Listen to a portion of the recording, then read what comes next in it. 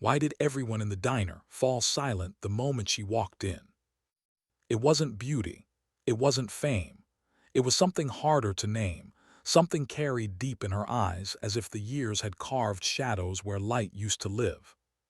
She didn't belong among the truck drivers, construction workers, and retirees swapping the same old war stories. Yet she belonged more than any of them. Faded military jacket, scuffed boots, jeans that had seen too many roads. She didn't need to announce herself. The silence did it for her. She took a seat at the counter, tucked a strand of hair behind her ear, and ordered coffee. Black. No hesitation, no warmth. The waitress' hands shook as she poured it. And when the woman's sharp gaze swept the diner, doors, windows, every exit in sight, it wasn't paranoia. It was instinct. A muscle memory that didn't fade. Then the whispers started. "That's a SEAL trident on her jacket." A man's drawl cut through the hush. "SEALs ain't women, she's a fake." The words spread like fire in dry grass. The sheriff's deputies in the corner booth straightened. Dan, seasoned enough to recognize trouble, leaned forward with a sigh. Impersonating a SEAL wasn't a joke, it was a federal crime. He walked over, heavy boots echoing on the diner floor. His partner followed. "Ma'am," said, voice steady but curious, "I'm gonna need to ask you something. That insignia, you claiming to be Navy SEAL." She turned slowly, locked eyes with him, her voice was calm, too calm. "Yes." The second deputy laughed. "Right, Lady SEALs do exist." Her expression didn't change. She'd heard worse, felt worse, survived worse. "Military ID," pressed. "I don't carry it anymore." She sipped her coffee as though nothing in the world pressed against her chest. "But you can check with Norfolk. Call sign Raven." That name, Raven. It hung in the air, strange, sharp, like a note plucked from a hidden chord. But before anyone could question it, gave the order. "Stand up, hands behind your back. You're under arrest for impersonating a federal officer." Gasps, murmurs, the scrape of boots as she was cuffed. Yet she didn't resist, didn't argue. She moved with a stillness that felt heavier than chains. As they walked her out, the diner crowd leaned closer, whispering about frauds and stolen valor. But no one asked the harder question. Why didn't she fight? At the county jail, the ridicule began. Mocking voices, derisive smirks. "You really think you can just throw on a jacket and claim you're a SEAL?" One deputy sneered. She said nothing. She learned the power of silence. She let them take her fingerprints, her photo. The system scanned for a record, and when nothing came back, no criminal past, no official military service, the deputies looked at each other, unsettled. According to every database, she didn't exist, a ghost. Hours later, the sheriff's phone rang. The call didn't come from Richmond, didn't come from Norfolk. It came from Washington, routed through the Pentagon. By nightfall, a helicopter landed at Small County Airstrip. Out stepped Admiral Thomas, 40 years of service etched into his face. He'd led fleets. He'd commanded black operations. He'd buried soldiers whose names never reached the news, but this was different. He walked straight through the sheriff's office, demanding to see the woman. When the cell door opened, she sat on the cot, arms crossed, gaze unshaken. The guards moved to follow him in, but raised a hand. Alone. The steel door clanged shut. "Name," his voice was low, hard, testing. She looked up. "Call sign Raven." A beat of silence, his eyes narrowed. "You really are her." She smirked, but it wasn't joy, more like exhaustion wearing a mask. "Took you long enough."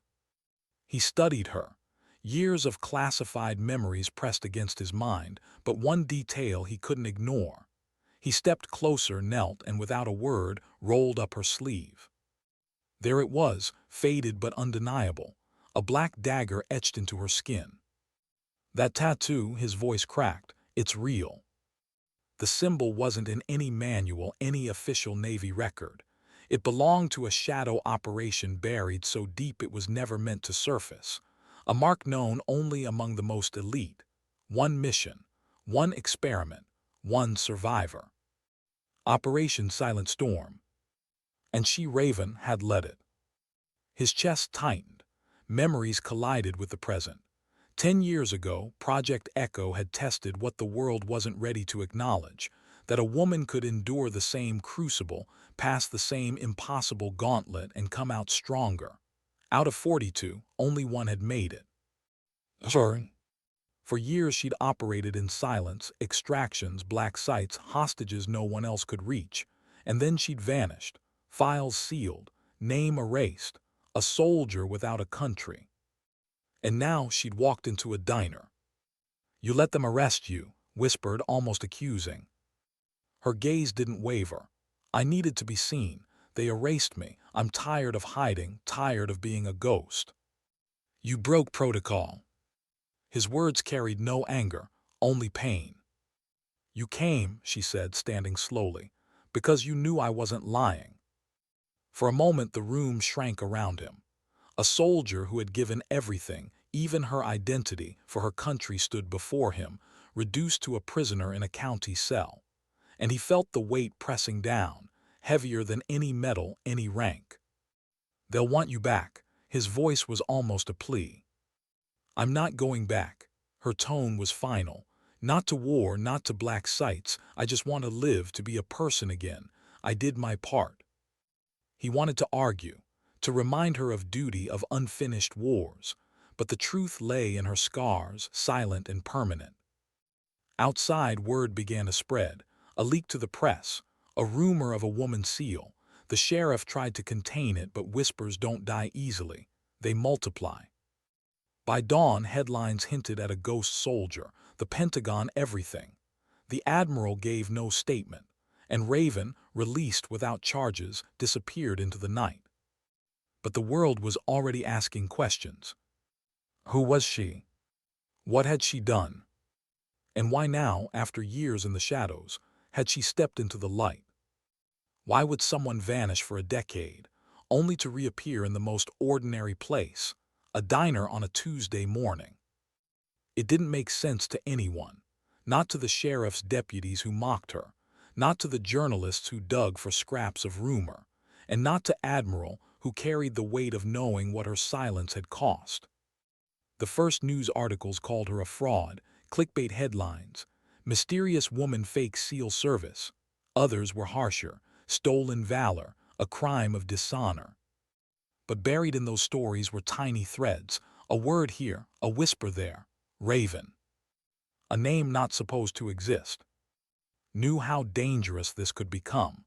She had been erased for a reason, not because she failed, but because the world wasn't ready to see her succeed. That night he sat alone in his quarters, staring at a classified folder sealed in red tape.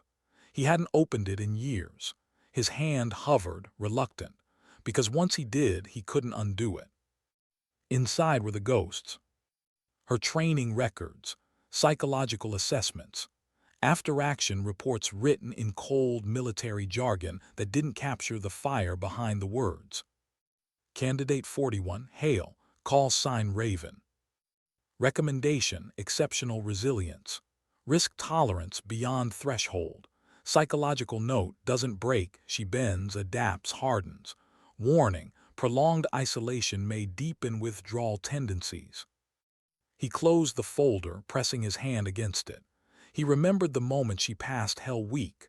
Mud, blood, exhaustion that would broken most men. He stood in the shadows as she carried another candidate on her back across the beach, collapsing only after she crossed the line.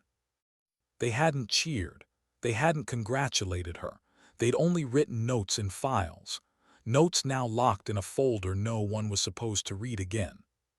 He wondered, was she right? Had they stolen her life? Meanwhile, Raven was nowhere to be found. The deputies said she'd walked out of the jail like a ghost. No ride, no luggage, no destination. By morning she was gone. But she wasn't hiding. Not really. She learned long ago that if you moved quietly enough, people stopped noticing. She stayed in cheap motels, the kind where the walls smelled like smoke and the curtains never fully closed. She ate little, slept even less. Each night she traced the tattoo on her arm, the dagger most would never understand. It wasn't pride she felt, not anymore. It was something sharper. Guilt. The faces returned in her sleep. Faces of people she'd saved. Faces of people she hadn't. War didn't let you keep only the victories. It forced you to carry the failures too. And yet she'd walked into that diner, intentionally. Why? Because a ghost can only haunt so long before it wants to be seen. 2 weeks passed before the world shifted again. At the Naval Academy, a cadet gave her graduation speech. She hesitated mid-sentence, then her voice trembled as she said, "There was a woman once, a myth. They told us she didn't exist, but I met her, I saw her, and I owe her everything." The room fell silent. Commanders shifted uncomfortably. Cameras caught the flicker of fear in their eyes. In the very back row, unseen by most, Raven stood, just for a moment. Then she slipped out before anyone could stop her. The cadet's words lit a spark. Across forums, news outlets, and whispered corridors of power, the same question spread. If she was real, what else had they hidden? Knew it was spiraling. He found himself summoned to Washington, sitting across from men in suits who didn't wear uniforms but carried more power than generals. "She cannot be allowed to speak," one of them said flatly. "If she goes public, we'll have to answer questions about Echo, about Silent Storm, about everything we buried." Clenched his jaw. He wanted to argue, but they weren't asking. They were commanding. "She's not your soldier anymore," another man said. "She's a liability." The word burned him. Liability. After everything she'd done, everything she'd lost, how dare they reduce her to that? But he stayed silent. Orders were orders. Raven, meanwhile, kept moving. She knew the government would come looking, but she wasn't afraid. What could they do? Erase her again? She had already lived without a name, without a history. What she hadn't lived without was the weight of memory. She found herself sitting on a pier one night staring at the water. The sound of waves brought back another time, another mission, Silent Storm. Rain, gunfire, a target extraction that went sideways. Her team outnumbered, she dragged a wounded comrade through the mud while rounds cracked overhead. She remembered the taste of iron in her mouth, the fire in her lungs, the single thought that kept her alive. Not him, not today.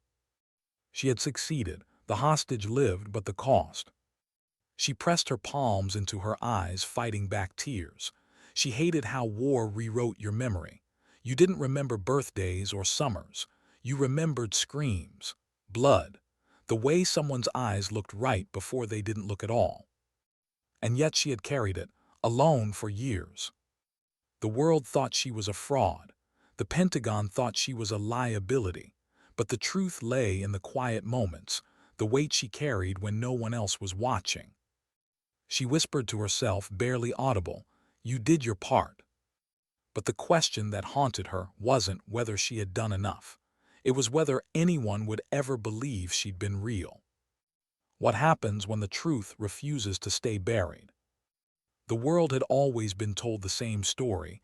Navy SEALs were men, no exceptions. No debates, end of discussion. But now whispers of a woman, Raven, spread like cracks across glass, small at first, fragile, but growing, unstoppable. Talk shows mocked it, another chasing fame. Blogs speculated, black budget program, female operatives. And within the Pentagon, conference rooms buzzed with nervous voices because they knew what the public didn't. She wasn't a myth, she was proof. Admiral sat in one of those rooms, arms folded, jaw locked.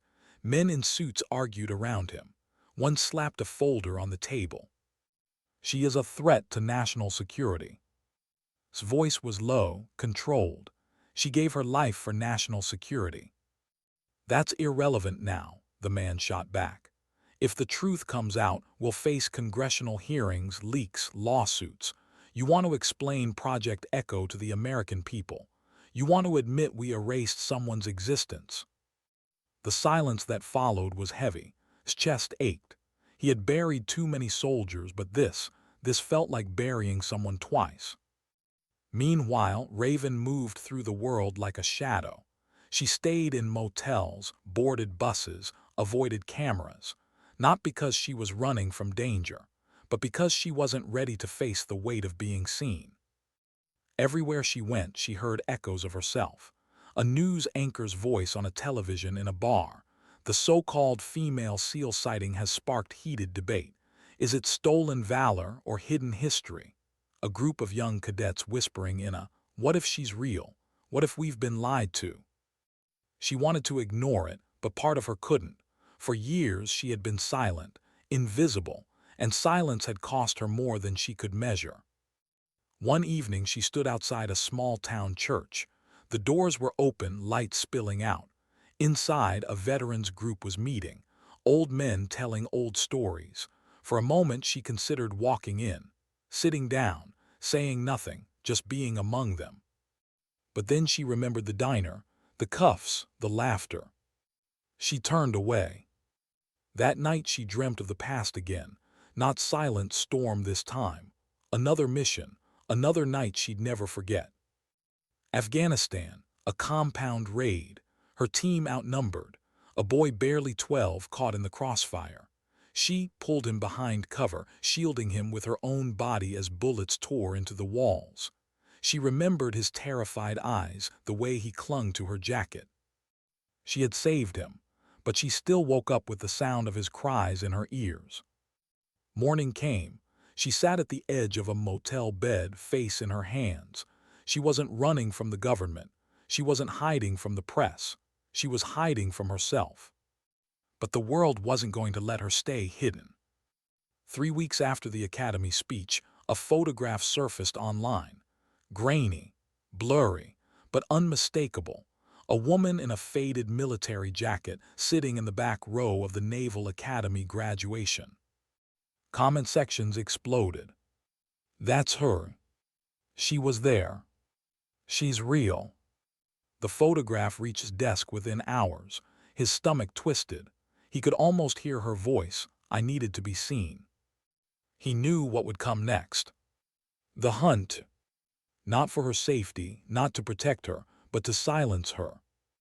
That night, he found himself staring at his reflection in the window. He wondered when the line had blurred between protecting his country and protecting its lies. For Raven, the pressure felt like a tightening noose.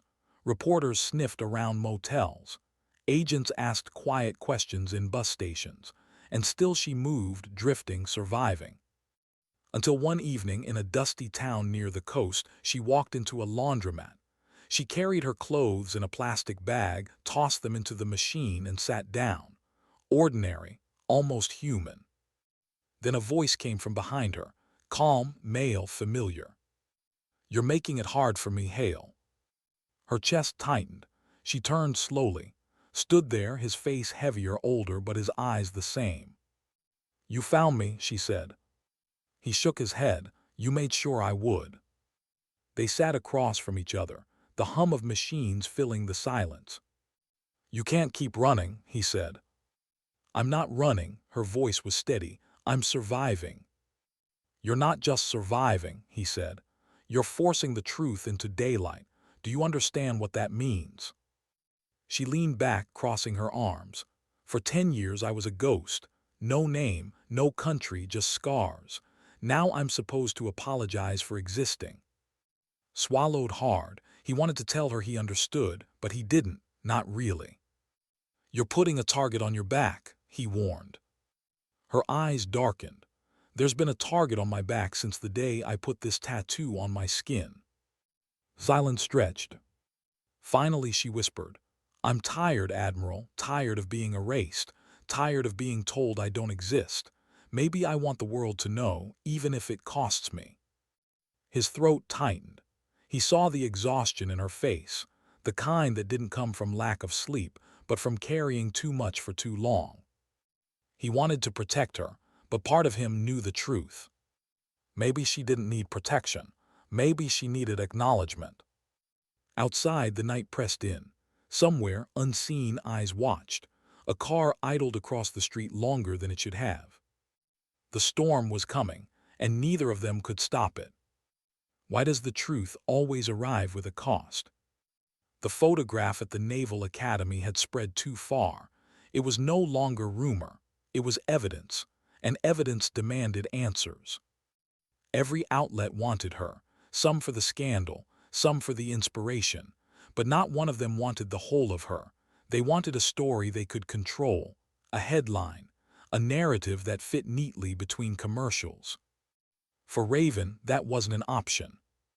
She walked through cities like a shadow, pulling her jacket, keeping her head down. She passed televisions in store windows, all tuned to the same debate. Was she real or just another fraud? One commentator shouted, "If this woman exists, then the Navy has lied to the American people for decades." Another smirked, "Lady Seals, that's a..." She kept walking, but inside each word cut deeper than the last. Because the truth wasn't glory, it wasn't victory, it was pain, and she wasn't sure anyone wanted to hear that part. Back in Washington, Admiral faced his own battle. Meetings blurred together, suits, generals, advisors all arguing over strategy. Some wanted her silenced permanently. Some wanted to drag her into a room and force her into a contract of secrecy. Few seemed to care that she was a human being, not just a variable in their calculations. "She'll talk eventually," one advisor said. "It's just a matter of when. We need to control the message before she does." His fists clenched beneath the table. He'd spent a lifetime following orders, but this felt different. He thought of her sitting in that cell, quiet, calm, unflinching. He thought of the dagger tattoo, inked not for vanity but for survival. And he wondered how many more times the system could erase people before breaking entirely. That night he wrote her name in a notebook, just her name, Hale. And for the first time in years, he let himself remember her not as Raven, not as an operative, but as a person. Meanwhile, she found herself in another small town, tucked away in a quiet motel. The kind of place where no one asked questions as long as you paid cash. She sat at the small table by the window, staring at the glow of the neon vacancy sign outside. Her reflection in the glass startled her. Hollow cheeks, weary eyes, lines she didn't remember earning. She whispered to herself like she had on countless nights before, "You did your part." But this time, the words sounded empty. A knock on the door pulled her out of her thoughts. She froze, every instinct firing at once. She didn't move, didn't breathe. Another knock, louder. "Room service," a voice called. She hadn't ordered anything. Her hand slid to her boot. A knife waited there, worn but sharp. She held her breath, moved closer, pressed her back to the wall beside the door. Silence, then footsteps fading. She waited another full minute before opening the door. The hallway was empty. Only a folded note lay on the floor. She picked it up, unfolded it. 4 words written in block letters. "They are coming soon." Her chest tightened. The storm wasn't just close, it was here. She stuffed the note into her jacket, grabbed her bag, and left through the back stairwell. Within minutes, she was gone, blending into the night. Across the street, a black SUV pulled away slowly. The hunt had begun. By morning, news outlets reported of her across 3 different states. Some were true, most were not, but the effect was the same: frenzy. People began to argue not about whether she was real, but about what she represented. To some, she was proof of strength, a symbol of possibility. To others, she was a threat to tradition, a disruption of the story they had always believed. She didn't ask to be a symbol, she only wanted to be seen as she was. Human, flawed, real. That night she boarded a late bus out of town. She sat near the back, hood pulled low, staring out at the blur of headlights. The hum of the engine lulled the other passengers into drowsy silence. But not her. She couldn't stop scanning. The exits, the faces, the mirrors, always calculating, always preparing for what could go wrong. It was then that she caught the gaze of a little girl seated across the aisle. The child stared at her with wide, curious eyes. No judgment, no suspicion, just wonder. Raven forced a small smile. The girl smiled back. And in that fleeting moment she felt something she hadn't in years. Not pride, not relief, something softer, something like hope. She closed her eyes and whispered to herself, almost like a prayer, "Don't let them erase me again." Far behind her in Washington, Admiral stared at a secure phone on his desk. He knew the order was coming. The question was whether he would obey it. What happens when a ghost stops running? The bus rolled through the night, headlights cutting across empty highways. Raven kept her eyes on the window, watching towns blur by. Each mile carried her farther from the motel, from the note, from the shadow that always seemed 2 steps behind. But no matter how far she went, the truth followed. She thought of the little girl's smile, that flicker of innocence. It reminded her why she once endured the impossible, why she carried scars invisible to anyone else. But she also knew innocence was fragile. One story, one rumor, one order from men in suits could crush it. By dawn, she slipped off the bus in another small town, blending into the early morning crowd. Coffee shops, tired workers, the hum of everyday life. Normalcy, something she craved but could never keep. A newspaper stand caught her eye. The headline froze her. Leaked documents suggest secret Navy experiment. Her pulse quickened. She bought the paper, ducked into an alley, and read. The article mentioned Project Echo. It didn't name her, but it didn't have to. The language was too precise. Female candidates tested under SEAL protocols, survival rate 1 in 42. It was enough for the world to know someone like her existed. Her chest tightened. She thought of the oath she'd taken: silence, loyalty, duty. She thought of the faces of the women who hadn't made it, 41 who had given their blood, their strength, their will, only to be erased. She carried them with her, every day.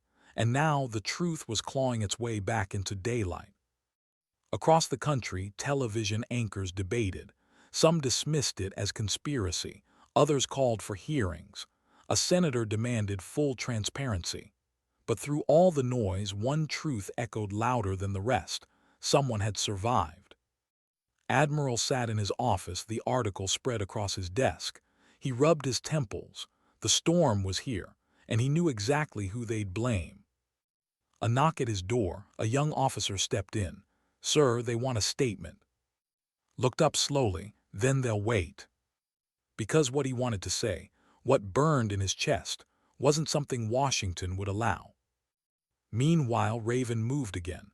She couldn't stay in one place long, not with eyes everywhere. But with each step she felt the net tightening. Cameras lingered longer.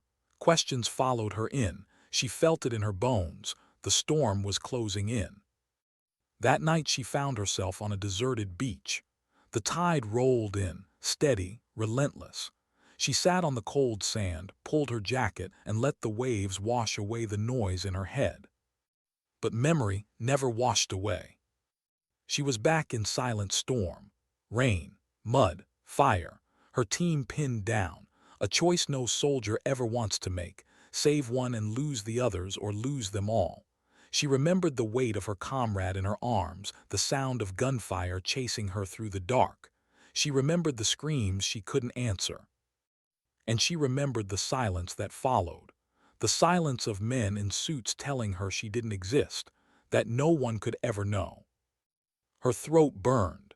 She pressed her hands into the sand, as if grounding herself against the tide of memory. She whispered, voice cracking, "I can't carry this alone anymore." The ocean gave no answer, only the steady rhythm of waves. Far away, sat in a dimly lit bar, drink untouched. He thought of her, alone, hunted, forgotten. He thought of the system that erased her, and he wondered how much longer he could obey orders that no longer felt like honor. His phone buzzed. A message flashed across the screen. "She won't survive this unless someone stands beside her." No signature, no origin, just a truth he already knew. The next morning the story exploded further. Another leak. This time photographs. Grainy training images, silhouettes of women running through surf, carrying logs, crawling through mud. The captions were redacted, but the implication was clear. The world demanded answers. And Raven, she knew she couldn't stay silent much longer. Not for herself, but for the 41 who never walked out. That evening she sat in a bus terminal, hood pulled low. She could feel the weight of stares, the suspicion in every glance. She wanted to vanish, but something inside her refused. She thought of the cadet's speech. She walked so we could run. She thought of the little girl's smile on the bus. And for the first time in years, she considered what it would mean not to hide. Her heart pounded, fear clawed at her ribs, but beneath the fear was something else. Resolve. Maybe the time had come. Not to prove herself, not to reclaim a name, but to tell the truth no one else could. Because ghosts could haunt forever, or they could finally speak. And when they spoke, the world would have to listen. What happens when silence becomes more dangerous than speech? The leaks weren't stopping. Each week, another piece of the puzzle surfaced, documents half redacted, photos half blurred. None of them named her outright, but anyone with half a brain could see the outline forming. A woman had made it through the impossible. A woman had worn the trident. For Raven, it was no longer just about survival. It was about control. Every headline told a version of her story that wasn't hers. Frauds, myths, conspiracies, but not truth, never truth. She sat in the corner of a library one night, scrolling through articles on a public computer. Her reflection in the screen looked like a stranger, eyes ringed with exhaustion, hair pulled back, skin marked by years the world had never seen. She read her own ghost written in digital ink, strangers dissecting her life like a rumor. Candidate survived extreme conditions. Unidentified woman may still be alive. Who is Raven? Her jaw clenched. They were asking the right questions, but they weren't ready for the real answers. Meanwhile, in Washington, Admiral faced the inevitable. He was summoned into a room colder than any battlefield. A polished table, men in suits, silence that cut sharper than blades. "We've identified her pattern," one said. "She's moving east. If she surfaces, we need to contain it." Contain, not protect, not support, contain. Sat rigid, his throat tight. He knew what they meant. They weren't planning to keep her safe. They were planning to bury her again. "She's not a criminal," he said. "She's a soldier." "She's a liability," came the reply. The word again, that word that burned like betrayal, liability, as if her sacrifice, her scars, her silence meant nothing. Looked at the men across the table and realized something heavy. He no longer recognized the country he had served his whole life. Or maybe it was the same as always, and he was only now seeing it clearly. That night he made a choice, quiet, dangerous, necessary. If they wanted to silence her, then he would find her first. Raven, unaware, moved like she always had, quiet, invisible, but the weight on her shoulders was heavier now. Not just her past, but the 41 who never got to leave training. She thought of them constantly. Their faces, their voices, their laughter on the rare days when exhaustion turned to joy. She carried them, she owed them. One evening she ducked into an abandoned train station to sleep. The benches were cold, the air damp. She laid her jacket across herself and tried to rest.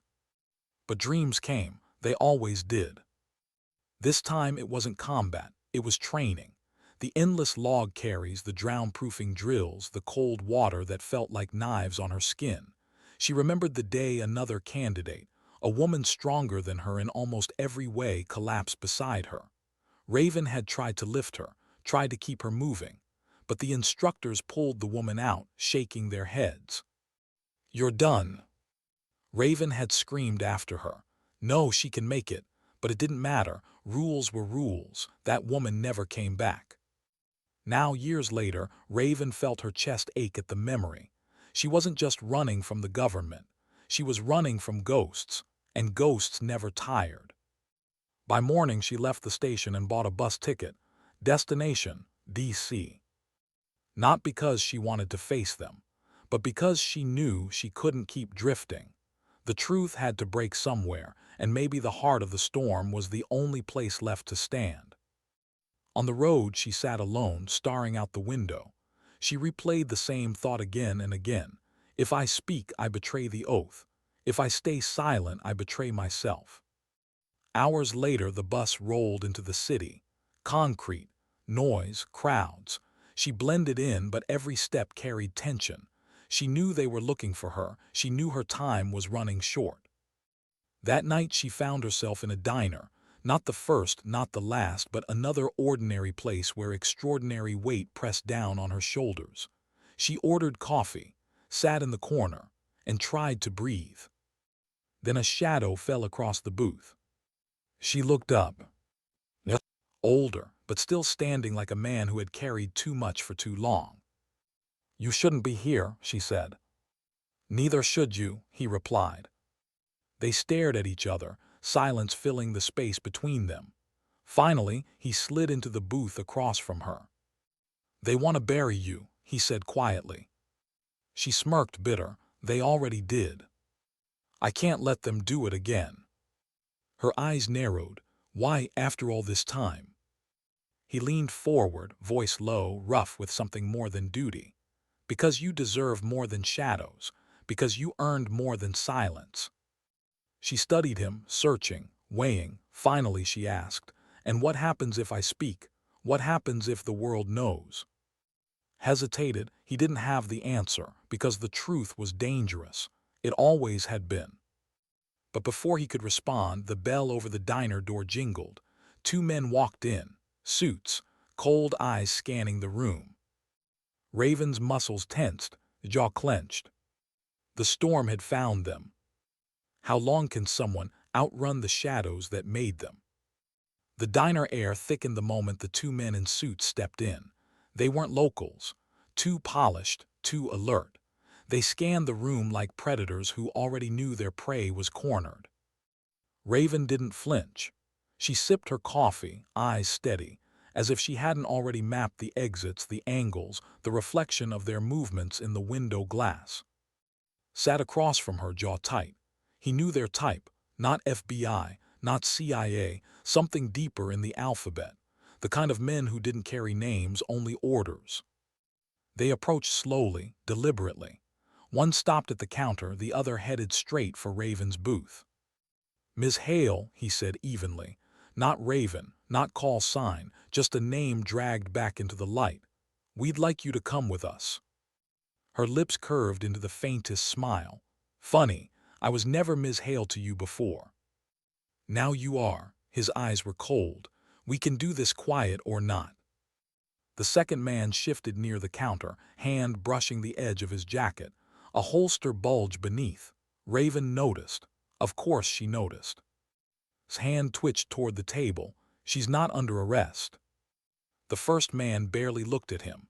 "Admiral, this doesn't concern you anymore." Raven leaned back, arms crossed, calm, almost amused. "Everything concerns him. He's the only one who still remembers I existed." The man's jaw tightened. "We don't have time for this." She studied him in silence. He expected resistance, a scene. Instead, she said softly, "Tell me something. When they erase me again, will you even remember my face tomorrow? Or will I just be another blank file in your drawer?" For the first time the man faltered, just a flicker, enough. Raven stood, slow and deliberate, her presence filling the space in a way no weapon could. She was smaller than both men, but something in her eyes made them hesitate. "Rose with her. If you take her," he warned, "you'll have to take me too." It wasn't bluster, it was conviction, and the suits recognized it. A tense beat passed, then the first man said, "We'll be in touch." He turned, motioned to his partner, and they left as quickly as they had entered. The diner exhaled. Conversations resumed, but Raven and both knew the reprieve wouldn't last. Outside, rain began to fall, streaking the windows. Raven sat again, staring at the drops. "They won't stop," said. "I know." What are you going to do? She didn't answer right away. She thought of the cadet's trembling voice at the academy. She walked so we could run. She thought of the little girl on the bus. Innocent eyes that deserved a better story than silence. Finally she whispered, I can't let them erase me again. Not just me, all of us. The 41 who never walked out. Studied her, there was no bravado in her voice, just quiet resolve. You'll be hunted, he said. I've been hunted for years, she replied. The difference is this time I'll stop running. That night she didn't hide. She found a cheap room in the city, left the curtains open, sat in the glow of streetlights. For the first time in a decade, she wasn't trying to disappear. She pulled out a notebook from her bag. The pages were blank. Slowly, deliberately, she began to write names, dates, memories, the things no file ever kept, the truth no database could erase. Her hands shook as she wrote, not from fear, from release. Every word was a wound opening. Every memory bled onto the page. When she finished, hours later, her chest felt lighter, not healed, not free, but lighter. She stared at the notebook. This wasn't just her story, it was theirs. The 41, the ones who didn't survive, whose names were buried under red tape and silence. She whispered into the night, You won't be forgotten. Meanwhile, in Washington, the men in suits prepared their next move. Files were opened, plans drawn. They couldn't allow a ghost to speak, not this ghost. But was already moving. Quiet calls, old favors, people who still remembered what honor felt like. He knew it was only a matter of time before they came for her, and when they did, she wouldn't be alone. The question wasn't whether Raven would tell her story. The question was how much of the world she'd bring down with it. What does it cost to finally be seen? The rain hadn't stopped. It blurred the city into a haze of silver and shadow. Raven sat by the motel window, the notebook heavy in her lap. Pages filled with names, scars, truths no one had wanted. For years she'd been silent. For years she'd carried the weight alone. Now the storm pressed against the glass, demanding an answer, speak or vanish forever. A knock at the door. She tensed, but this time she didn't reach for her knife. She opened it. Stood there drenched from the rain, eyes lined with exhaustion. He saw the notebook in her hands and knew. You're ready, he said softly. Her throat tightened. I don't know if the world is. It never is, he answered, but it needs you anyway. They sat across from each other in silence. Two ghosts bound by the same war, the same secrets. Finally, she slid the notebook across the table. This isn't just my story, she whispered. It's theirs, the ones who didn't make it, the ones they erased with me. Opened it, scanning the names, the details. His eyes glistened. He had commanded fleets, faced death countless times, but this was the heaviest truth he'd ever held. They'll come for you harder once this gets out, he warned. She nodded, I know. Then why? Her answer came like a steady breath. Because silence is another kind of death, and I've died enough. The next day, the world shifted. It started with an anonymous file emailed to every major news outlet. Documents, training photos, a scanned notebook, written in a hand both strong and trembling. At first, editors hesitated, too explosive, too dangerous, but then one brave outlet ran it, and then another, and within hours the story was everywhere. The ghost seal, the woman they erased. Some dismissed it, some called it betrayal, but for many it was revelation. Proof that strength had no uniform, no gender, no permission slip from history. And for the families of the 41 women whose names filled those pages, it was something more. It was closure. Across the country, veterans gathered in silence, passing the story from hand to hand. Young cadets read it in dorm rooms, eyes wide, hearts changed. A myth had become a mirror. Raven didn't appear on television. She didn't give interviews. She didn't stand at podiums. She vanished again as she always had. But this time it was different. She didn't vanish as a ghost, she vanished as proof. Weeks later, at a quiet memorial near the sea, stood before a small plaque newly set into the stone. No headlines, no cameras, just words etched in steel. To the forgotten, the unseen, the warriors who walked so others could run. As he laid his hand on the plaque, he felt her presence. He didn't turn, he didn't need to. Somewhere in the distance, Raven watched, hood pulled low, eyes sharp as ever. And then she was gone. Not erased, not silenced, just gone, choosing her path on her terms.